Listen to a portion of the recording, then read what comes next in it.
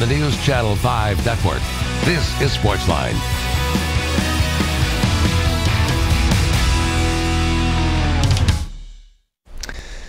Hey there, SportsLine on your television. Steve Layman here with you. Glad you are here with us on this Wednesday night on News Channel 5 Plus. Titans on the field again this morning. It was an interesting practice. It was a little bit warmer. Tempers flared a little bit.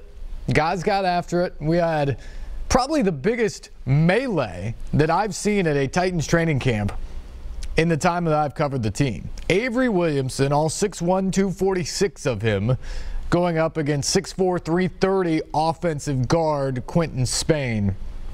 Those two guys got locked up.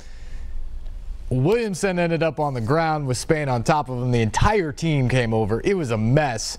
GM John Robinson even jumped into the middle of it trying to pull guys off of the situation. You could tell after practice, well, you could tell at the moment that John Robinson wasn't happy. You could tell after practice Mike Mularkey wasn't happy with what was going on. But other guys said, hey, this is just the nature of training camp. We'll hear from some of those guys coming up. But Williamson in particular has been feisty in training camp so far this year. He is in a contract year. His fourth year in the league. He's trying to take his game to the next level from really good to a star type of player. And he's been fantastic. He's gotten involved in a couple of these skirmishes out there, but he has been fantastic by and large in training camp in terms of the way he's played. And that is what the Titans absolutely want to see from their middle linebacker. So, lots of things going on this week as they count down towards their preseason opener on Saturday night against the Jets in Jersey. We want to hear from you tonight. What do you want to see this week? What do you want to see this weekend from this Titans team in New York? 737-7767 is the number. First and foremost for me, I want to see Marcus Mariota with the live bullets again. Have people actually pass rushing and coming around him for the first time in 7 months since he broke his leg. That's what I want to see, and I want to see how he adjusts to that. At times, today being one of those days, I think he's lacked some sharpness in training camp, and this is a guy that is remarkably sharp almost all of the time. I think that's to be expected. You're coming off a broken leg. You didn't get to work out as much in the offseason. I want to see him work back into it, and I want to see it happen in live bullets. He obviously has it there. He still makes some incredible throws and incredible plays in camp. But I want to see him do it in the live bullets and under that pressure again.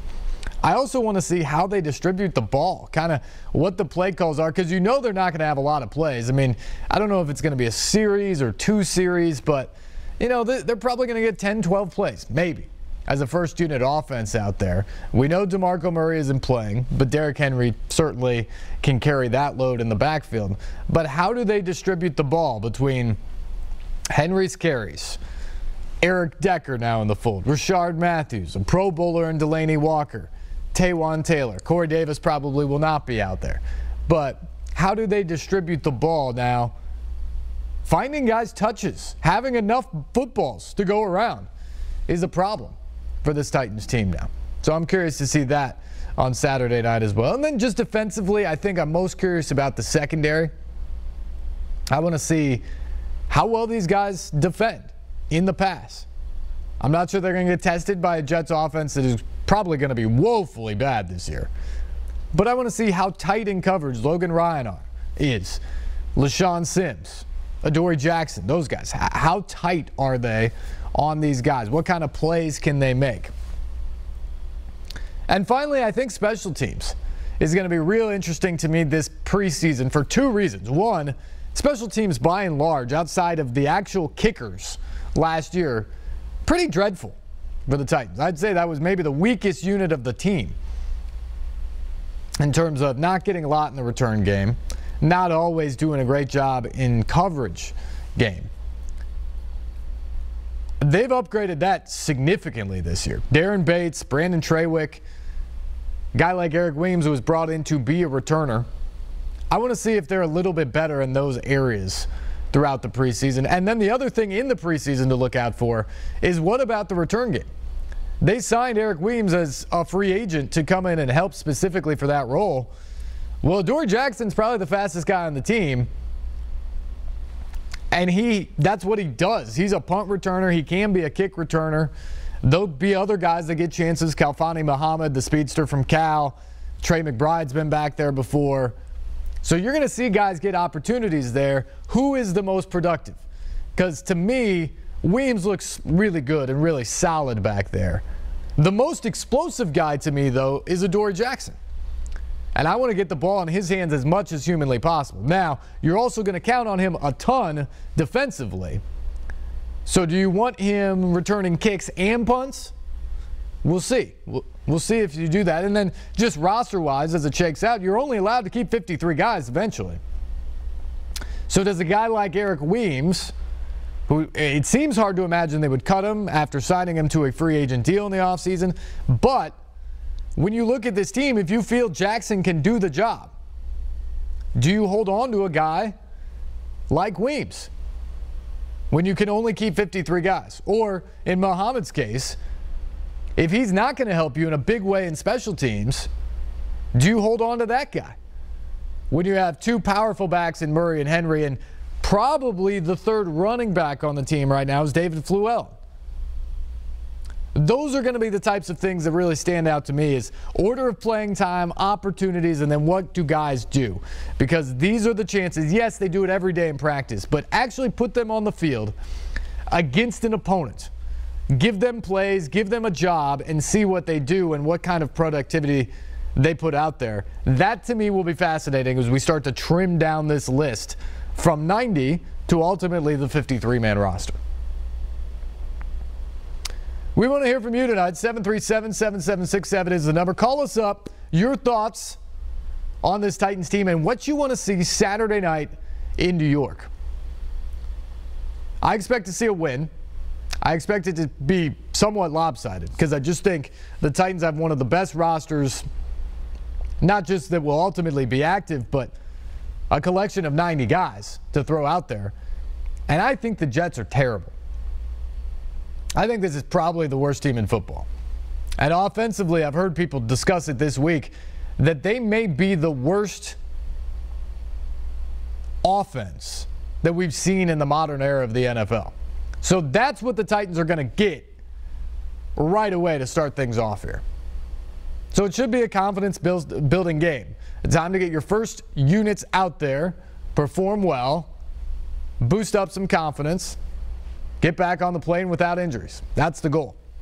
And then next week, you get those two practices in the middle of the week against Carolina, and then that game Saturday, the home preseason opener, 2 o'clock at Nissan Stadium a week from Saturday against the Panthers. They're playing, by the way, tonight and up 17-7 over the Texans. Been an ugly beginning for the Texans. Tom Savage in there early, and they went 3 and out in 4 of their first 5 possessions. Finally got a first down on a pass from Deshaun Watson when he came into the game and was promptly fumbled. Just an ugly start for the Texans offense tonight in Carolina. No Cam Newton in that game, but Panthers have 17 points. So obviously it's preseason. You don't read anything into stuff like that. But it hasn't been as sharp as Bill O'Brien, I'm sure, would like to see from his offense. And he's going to have to figure out what he's going to do at quarterback. If I had to guess, I think by the time the Titans play the Texans in Week 4 in Houston, I think Deshaun Watson's the quarterback of that football team. I just don't think there's anybody who's dynamic that's in that room. I don't think it's Tom Savage. I don't think the other guys they have there make you feel confident if you're Bill O'Brien or if you're a Texans fan. And so ultimately, even if he's not completely 100% ready, I think you got to go to Deshaun Watson and say, all right, you're going to learn on the job. You're going to learn on the fly here. It's going to be trial by fire, but we need you to step in because you give us our best chance long term to be a good offensive football team. That's why they drafted him. He obviously put up huge numbers at Clemson in college. They have to believe that he can do that in the NFL as well. And if they do, why do you mess around with Tom Savage? Why do you play around and have him sit on the bench? This is not like he's sitting behind Tom Brady waiting for his time to walk in. If you think he's that good, I think you got to go with him. And I don't know if they'll do it for Week 1, but I expect sooner rather than later they're going to figure that out, that their offense isn't very good. And if that's the case, you got to throw Watson in there and see if he can mature into the quarterback that you want him to be. We'll see. All right, phone lines are open. 737-7767 is the number. We want to hear from you tonight. Call us up, your expectations for this Titans team and your expectation for preseason game number 1, Saturday night in New Jersey against the New York Jets at 6:30. Your phone calls, plus we'll hear from some of the Titans players as well, including Avery Williamson, who started that melee of sorts today at Titans practice. Coming up on the other side, we're just getting started here on SportsLine on News Channel 5+.